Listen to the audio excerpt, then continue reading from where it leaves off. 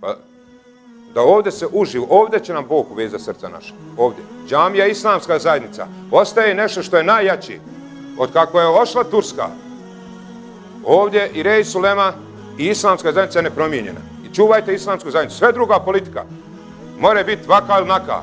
Ali islamska zajednica, evo i mnogim projektima, i uzrat, i posle rata, i sada, kad god nešto ima, ovdje se dogovara.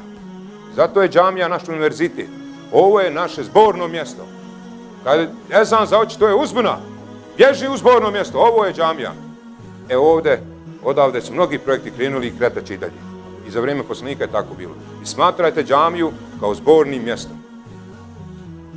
Da bi Allah ovdje našu.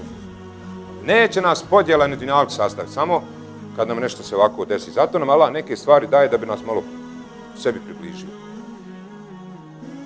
Kad su ashabi ovo rekli, slušajte šta su rekli, kaže u zlu smo mogli biti pri sebi, a u dobru smo se zaboravili.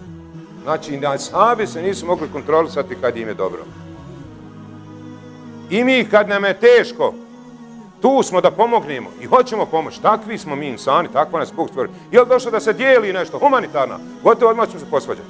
Jer odmah nećemo biti pravidni. Odmah će biti koliko je ko dobio, ko je došao, a i mu.